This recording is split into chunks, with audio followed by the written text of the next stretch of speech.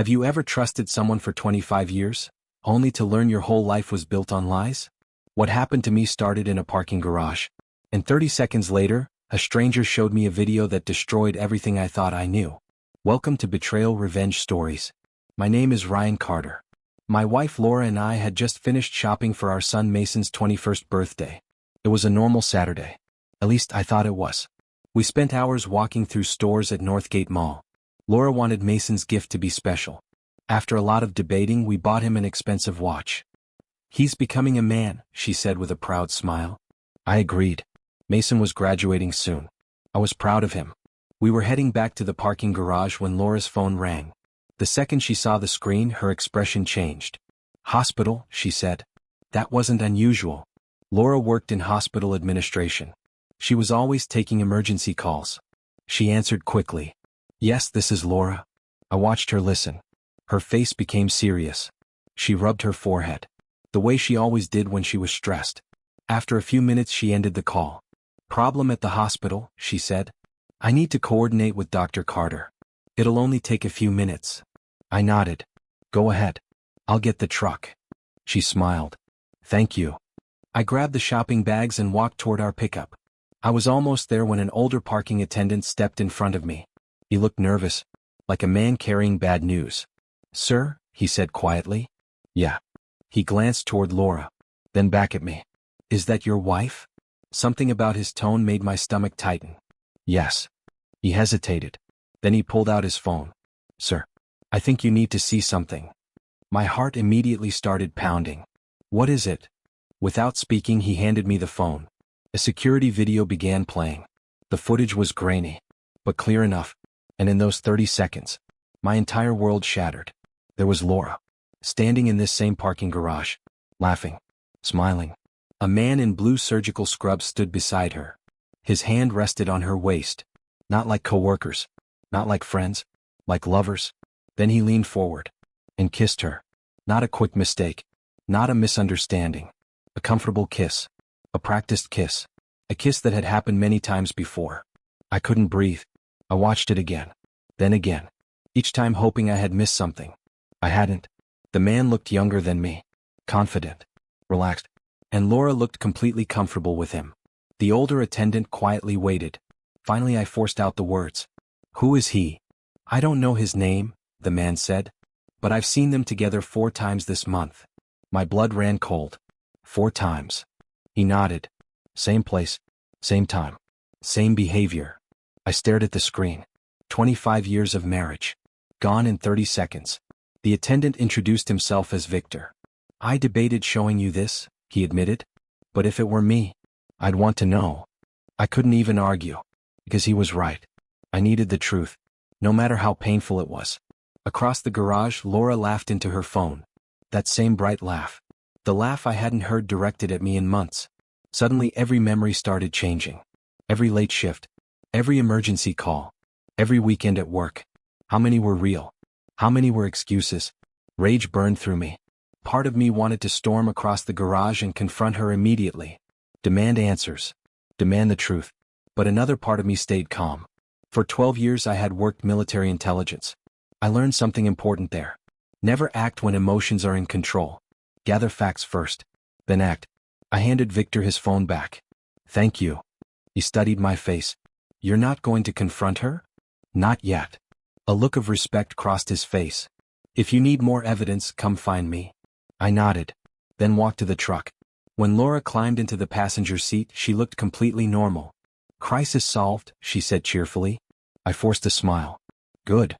Then she said the name. The name that now hit me like a punch. Dr. Carter was overreacting. Dr. Carter. The man from the video. I knew it. I felt it instantly. But I kept my face calm. The drive home felt endless. Laura chatted about Mason. About birthday plans. About restaurants. About future vacations. I answered when needed. But inside, something had changed forever. The husband she thought she knew was gone. In his place was a man collecting evidence. A man preparing for war. That night I barely slept. Laura fell asleep quickly. Like always. Meanwhile I stared at the ceiling. At 2 in the morning her phone buzzed under her pillow. Under her pillow. I had noticed that habit for months. Never questioned it. Now I understood. She smiled in her sleep as she reached for it. That hurt more than I expected. Who was making my wife smile at 2 in the morning? I already knew the answer. I just didn't want to admit it. The next morning, Laura acted completely normal. She talked about kitchen renovations, about Mason visiting soon, about repainting the guest room. The entire time I played my role. The loving husband, the trusting husband, the clueless husband. But inside I was making plans. Step 1.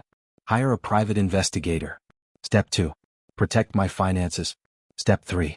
Gather enough evidence to destroy every lie. By Sunday afternoon, I sat inside the office of a private investigator named Jack Mercer. Former police officer. Sharp eyes. No wasted words. He listened carefully while I explained everything. The video. The hidden phone. The late-night messages. The strange behavior. When I finished, he leaned back. What exactly do you want? Everything. He nodded. Then give me 1 week. I paid him immediately. As I stood to leave, he gave me one piece of advice. Don't let her know. I won't. If she suspects you're investigating, she'll start hiding things. I understood. That was the last thing I needed. 3 days later, the first report arrived. I opened it alone in my office and felt my heart sink. The man's name was Dr. Nathan Reed, cardiac surgeon, 45 years old, respected, successful, and apparently sleeping with my wife. The report included photos, hotel visits, meeting times, locations, evidence, cold, undeniable evidence. One entry hit harder than the rest. Monday, hotel room. Laura entered at 2:15 p.m., left at 4:47 p.m., 2.5 hours. While I was working, while I was texting her about dinner, while I believed we were building a future together. I stared at the report. 25 years reduced to receipts and timestamps. Then Laura called from the living room. Ryan.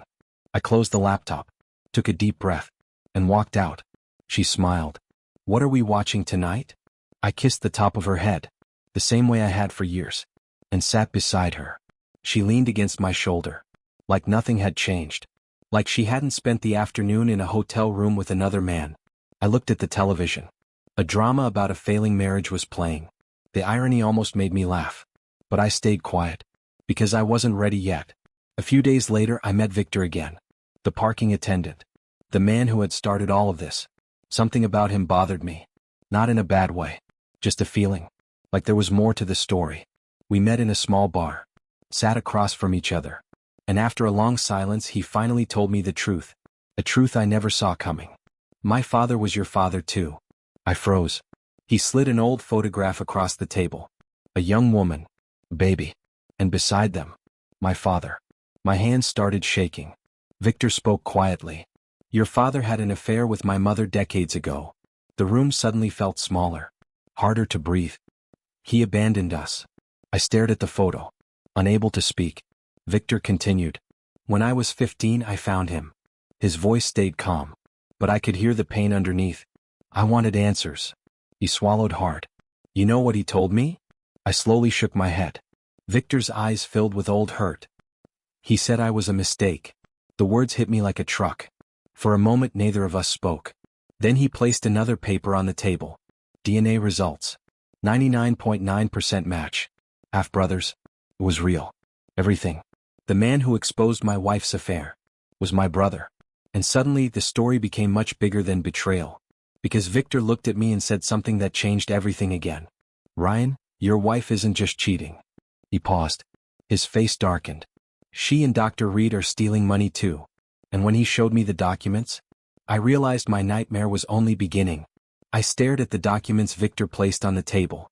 At first, I thought there had to be some mistake. Maybe he misunderstood something. Maybe he was angry because of what our father had done to him. Maybe he was seeing things that were not there. But the deeper I looked, the worse it became. The papers showed account numbers, property records, business transfers, and signatures. Some of those signatures belonged to Laura. Others belonged to Dr. Nathan Reed. My chest felt tight. What is this? I asked. Victor leaned forward. It's fraud. The word hit hard. I looked up. What are you talking about?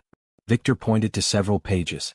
4 years they've been moving money through shell companies and fake investments. I stared at him. I don't understand. I didn't either at first. He took a slow breath. After I saw your wife with that doctor so many times, I became curious. Something felt wrong. I remained silent. Victor continued. I started looking. His finger tapped one document. The doctor owns property under different company names. Another tap. Your wife helped manage some of the paperwork. Another tap. And some of the money appears connected to accounts that should never have been touched. My stomach dropped. How much money? Victor hesitated. Then he said a number. A very large number. For a moment I honestly thought I had heard him wrong. That's impossible. I wish it was. I sat back in my chair. The affair had already destroyed me. But this? This was something else. This was criminal. This could destroy lives, careers, families, everything. Victor looked at me carefully. I didn't tell you because I wanted revenge. I said nothing. I told you because you're my brother. The word brother still felt strange. Yet somehow I believed him. His eyes showed pain. Not greed. Not anger. But years of it. The pain of a child who had been abandoned. The pain of a man who had spent his life wondering why he wasn't good enough. And despite everything he was helping me. A complete stranger. Or maybe not a stranger anymore. I folded the papers. What do I do now? Victor's answer came immediately. Get a lawyer. That same week I hired one. Her name was Grace Bennett. The moment she finished reading the investigator's reports and Victor's documents, her expression became serious. Very serious. She placed the folder down. Mr. Carter, your wife has no idea you're aware of any of this? No. Good. She folded her hands. Keep it that way. I nodded. Grace looked directly into my eyes. If these records are accurate, we need to move carefully. How carefully? Very. She explained every step. Protect assets. Separate accounts. Document everything. Gather more proof. Avoid confrontation. Stay calm. The last part felt impossible. Because every day I went home and looked at Laura. Every day she smiled. Every day she acted like a loving wife. And every day I learned another ugly truth. The private investigator kept working. More reports arrived. More hotel visits. More secret meetings. More lies. One evening, Laura sat across from me at dinner. She laughed at something on television. Then she reached across the table and squeezed my hand. For a second I almost pulled away. Not because I hated her. Because I no longer knew who she was. The woman sitting in front of me looked familiar. But she felt like a stranger. A stranger wearing my wife's face. And that realization hurt more than the affair itself. A few days later Mason came home. The moment he walked through the door, the house felt brighter. He hugged Laura. Then hugged me. What's going on with you? He asked. I forced a smile. What do you mean? You seem distracted. Laura immediately jumped in. He's working too hard. Mason laughed. That sounds about right. I smiled again. But inside my heart broke.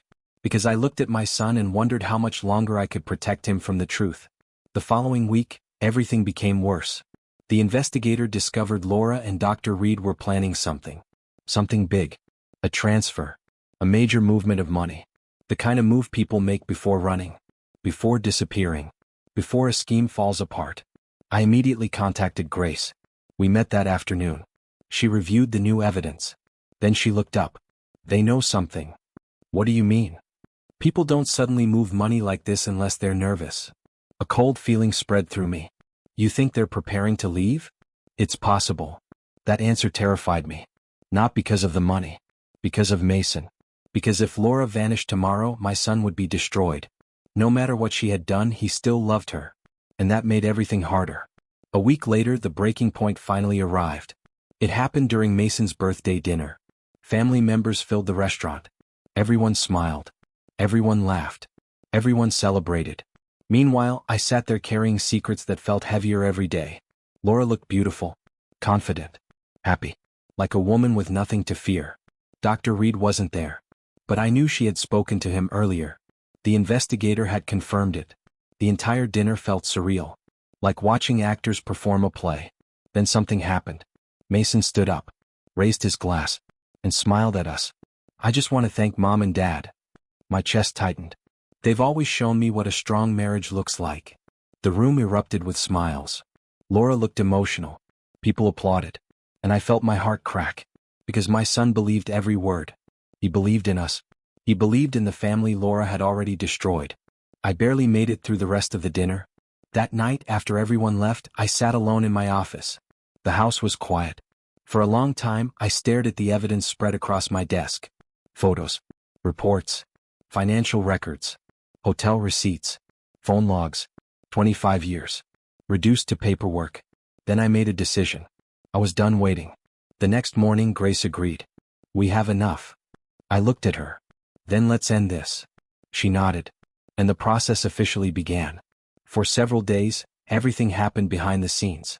Legal paperwork, asset protection, financial freezes, court filings, careful planning. Then came the day of the confrontation. The day Laura's world collapsed. She walked into the kitchen that morning carrying coffee. Smiling, relaxed, completely unaware. I sat at the table, waiting. She noticed the papers immediately. What is all this? My voice stayed calm. Sit down. The smile disappeared. Slowly she sat. I slid the first photograph toward her. The hotel photo. The color drained from her face. Then another. And another. And another. Her hands started shaking. For several seconds she couldn't speak. Finally she whispered, "Ryan." I interrupted. "No." Tears immediately appeared in her eyes. "Please let me explain." "Explain what?" Her breathing became uneven. It wasn't what it looked like. I almost laughed. After months of lies, that was her answer. I pushed the reports closer. Then explain the hotels. Silence. Explain the messages. Silence. Explain Nathan. Her eyes closed. And in that moment she knew. The lies were finished. The truth had finally caught her. She started crying. Real tears. Heavy tears. But they no longer affected me. Because every tear reminded me of another lie. Another betrayal. Another secret. Finally she spoke. It started years ago. The confession came slowly. Piece by piece. Exactly as ugly as I expected. Maybe uglier. She admitted the affair. The meetings. The deception. The manipulation. Everything. But when I showed her the financial records, her reaction changed. Pure fear. Not sadness. Fear. And that told me everything. You knew. Her voice cracked. Ryan. You knew exactly what was happening. She couldn't answer. Because the evidence answered for her. For the first time all morning I felt nothing. No anger. No rage. No heartbreak. Just clarity. 25 years of confusion suddenly disappeared. I finally saw the truth. And once you see the truth, you can't unsee it. Laura buried her face in her hands. What happens now? I stood. And looked at the woman I once loved more than anyone. The woman I trusted with my life. The woman who destroyed our marriage. Then I gave her the answer. We're done. She sobbed. But I walked away. Because there was nothing left to save. The legal battle that followed lasted months. Dr. Reed was investigated. Financial records were examined. Business dealings were exposed. One by one, secrets came into the light. The people who thought they were untouchable suddenly found themselves answering difficult questions. Meanwhile, Laura's carefully built world began falling apart. Friends learned the truth. Professional relationships changed. Trust disappeared. And for the first time she faced consequences she could not avoid. The hardest part wasn't the legal fight. It was Mason. Telling him the truth nearly broke me. When we finally sat down together, he listened quietly. At first he didn't believe it. Then he became angry. Then heartbroken. Then silent. The silence hurt most of all. For several minutes he simply stared at the floor. Finally he looked at me. His eyes were filled with tears. Why? I wished I had an answer. A simple answer. A clean answer. But life doesn't work that way. I don't know, son.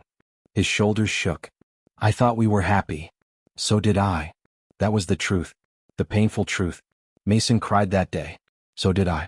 Neither of us tried to hide it. Because sometimes pain is too big to hide. But something unexpected happened in the months that followed. Instead of drifting apart, we became closer. We talked more. Spent more time together. Shared things we had never shared before. And slowly we started healing. Not all at once. Not quickly. But little by little. One step at a time. Then there was Victor. The brother I never knew existed. At first our relationship felt awkward. How could it not? We had missed decades together. Birthdays. Graduations. Memories. Entire lifetimes. Yet somehow we kept finding reasons to meet. Coffee became lunches. Lunches became weekend visits. Weekend visits became friendship. And eventually something deeper. Family. One afternoon we sat together watching the sunset. Neither of us spoke for a while. Then Victor smiled. You know something funny? What? If Dad hadn't been such a terrible person, we probably never would have met. I laughed. A real laugh. Maybe the first real laugh in a long time. You're probably right. Victor shook his head. Life is strange. It really was. A year earlier, I thought my future was predictable. Comfortable. Safe. Then one video changed everything. It destroyed my marriage. Exposed hidden crimes. Revealed a secret brother. And forced me to rebuild my life from the ground up. But standing there beside Victor, I finally understood something. Not every ending is a loss. Sometimes an ending clears the path for a better beginning. The pain had been real. The betrayal had been real. The heartbreak had been real. But so was the healing. So was the growth. So was the future waiting ahead. One evening, Mason joined Victor and me for dinner. The three of us sat around the table laughing, talking, telling stories. For the first time in a very long time, peace filled the room. Not fake peace. Not the kind built on lies. Real peace. The kind built on truth. As I looked around the table, I realized something. Laura had spent years manipulating people, controlling stories, protecting secrets, believing she could hide the truth forever. But truth is patient. It waits. And eventually it finds the light. The affair ended. The lies ended. The deception ended. But the people left behind survived. We healed. We moved forward. And we built something stronger than what existed before. Because trust built on truth is stronger than trust built on illusion. And that lesson changed my life forever. If Victor had never stopped me in that parking garage, I might still be living inside a lie. Instead, I finally saw reality. Painful reality. Necessary reality. And in the end, that truth gave me something I thought I had lost forever. Freedom. Thank you for watching Betrayal Revenge Stories. And remember, the truth may arrive late, but it always arrives.